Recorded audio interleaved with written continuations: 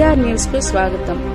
భారతదేశం మాజీ ఉప ప్రధాని, స్వాతంత్ర్య సమరయోధుడు, సంఘ సంస్కర్త డాక్టర్ బాబు జగజ్జీవన్ రామ్ గారి వర్ధంతి వేడుకలను ఉలవపాడు మండలం కరేడు గ్రామ ఎంఆర్పీఎస్ ఆధ్వర్యంలో ఆయన విగ్రహానికి పూలమాలలు వేసి ఘనంగా నివాళులర్పించారు.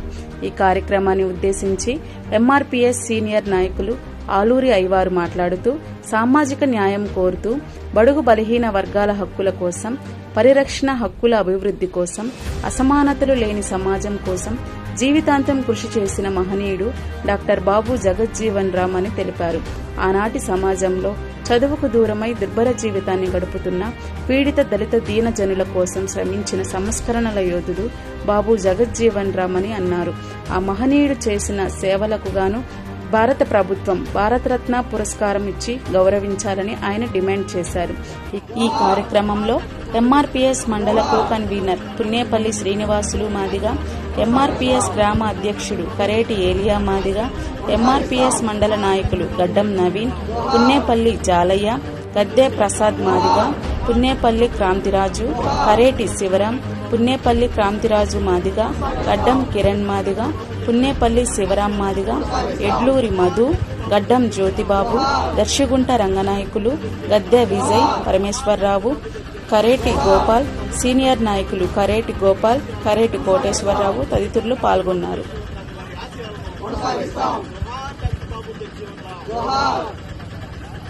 ఈరోజు డాక్టర్ బాబు జగజ్జీవన్ రామ్ గారు ఎవరు, ఎందుకు ఆయన్ని స్మరించుకోవాలి, గౌరవించుకోవాలి అని ఒక ప్రశ్న వేసుకుంటే 1908 ఏప్రిల్ 5న బీహార్ రాష్ట్రంలో బాద్షా నగరంలో చాంద్వా గ్రామంలో వసంతాదేవి శోభిరామ్ దంపతులకు జన్మించినటువంటి ముద్దు బిడ్డడే డాక్టర్ బాబు జగజ్జీవన్ రామ్ గారు.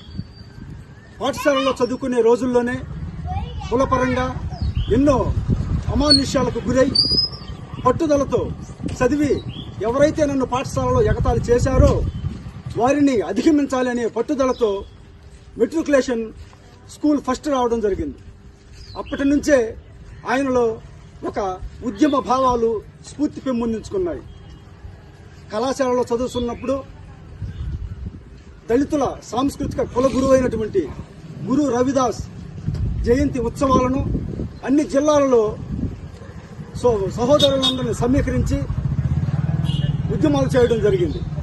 అలాంటి విధానంలో ఉన్నటువంటి జగజ్జీవన్ రామ్ గారిని అనేక మేధావులు గుర్తించడం జరిగింది. ఆయన చదువులోను అలాగే విద్యలో అనేక కళాశాలల్లో పట్టభద్రులయ్యారు. ఆయన ఉన్నత స్థానాన్ని అధిరోహించడానికి ఆయన పట్టుదల, చదువులే కారణం. ఆయన స్వాతంత్ర్యానికి ముందే నా భారత జాతిలో ఉన్నటువంటి నిమ్న జాతుల కులాల వారికి ఓటు హక్కు కావాలి, వారు చదువుకోవాలి, ప్రజా జనజీవన స్రవంతిలో పబ్లిక్ ప్రదేశాల్లో స్వతంత్రంగా తిరగాలి, వారు బడి గుడి బావుల్లో సమానత్వం కావాలి అని నినదించినటువంటి వ్యక్తి. అలాంటి మహోన్నత వ్యక్తిని స్వాతంత్ర నాయకులైనటువంటి మదన్ మోహన్ మాలవ్య, అలాగే సుభాష్ చంద్రబోస్, ఇలాంటి మహాత్మా గాంధీ వీళ్ళ దృష్టిలో పడ్డాడు. ఆయన్ని వాళ్ళ కాంగ్రెస్లోకి ఆహ్వానించి ఉన్నత స్థానాలను ఆయనకి అప్పచెప్పారు.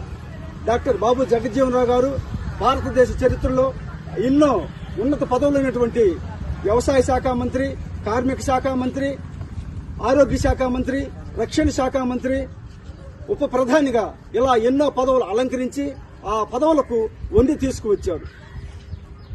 అలాంటి మహోన్నత వ్యక్తిని తప్పక భారతదేశ యావత్తు స్మరించుకోవాల్సినటువంటి అవసరం ఉంది.